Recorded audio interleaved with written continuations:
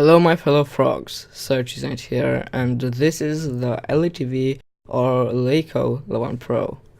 Coming in at only $200 or £150 for the US version, more on that later.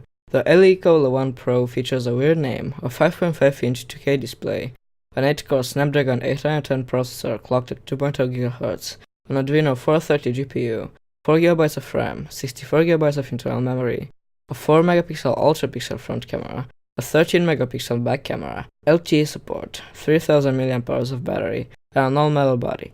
In the box, we find the phone in a protection case that I lost, a metal pin for opening the SIM tray, a user manual, the non-fast charger, and a USB-C cable, and also a USB Type-C to micro USB adapter, which I also lost. The phone looks pretty good. It's 9.4mm thick, as it features a curved back cover, which makes it pretty thick, but it feels really good in the hand. On the bottom of the phone, we see a speaker grid on the right, a microphone grid on the left, and the USB Type-C port on the middle. On the top, we see the 3.5mm audio jack and the IR blaster. On the left side of the phone, there's the volume rocker, but also a mute switch, something rarely seen on an Android phone, with the exception being the OnePlus series of phones. On the right, there's the usual power button and the SIM card tray with one micro SIM and one nano SIM slot, but unfortunately the storage is not expandable. On the back of the phone, we find the camera with no bump, and below the camera the dual-tone LED flashlight. The only thing I don't like are the black squares on the top and bottom.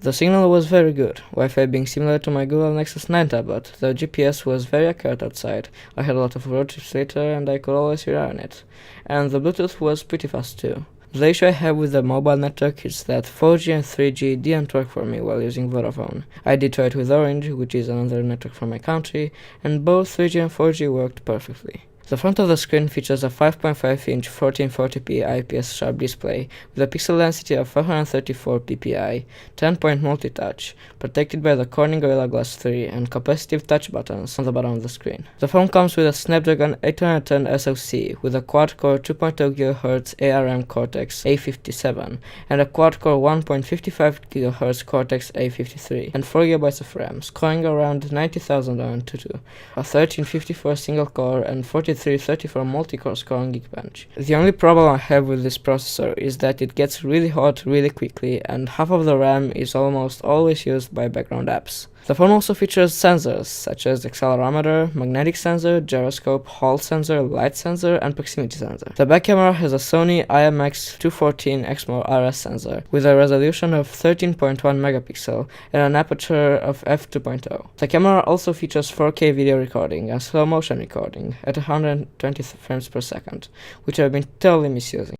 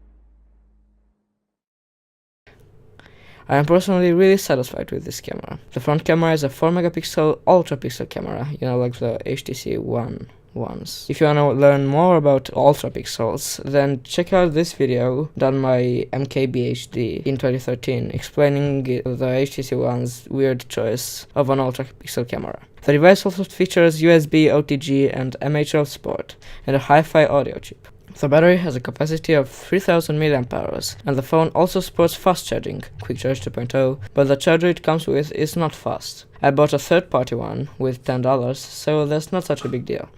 The only problem I have with the battery is its capacity. Sure, 3000 mAh might seem enough, but given the fact that it also comes with a processor with cooling problems that has to push the pixels on a 2K 5.5-inch display, makes 3000 mAh not that impressive. But it can get you through the day at 50% brightness, and if you're not a hardcore Pokemon Go player, or geocacher. Now let's talk software. So the OS is a skinned version of Android 5.0 called EUI, and even though the system looks pretty in my opinion, it comes with a free 1-year membership for a LeEco account, which gives you access to the streaming app.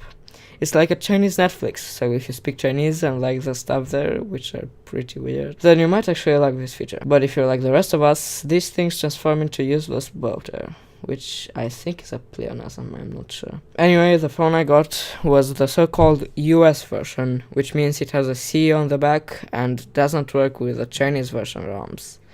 The one I got was from an online store called efoxshop.com, and because they couldn't use the Chinese original ROM, because apparently the US version is not made by the company itself, they had to make their own ROM, which doesn't work with the color modes, and the YouTube app is outdated. What I did was I installed the ROM from Kuoko92, I hope I mispronounced that name, and I'll leave you a link in the description to the download page for the TWRP mode and the ROM so you can get rid of the Chinese stuff, the outdated YouTube app, and make the color modes work again. Anyway, the whole software thing is kinda weird. But, other than the issues I mentioned before, the phone is great for the price. And even though people say it's quite fragile, I dropped mine once when it was inside the old case and it didn't leave any permanent marks. So if I had to rate this, I'd give it an 8.8 out of 10.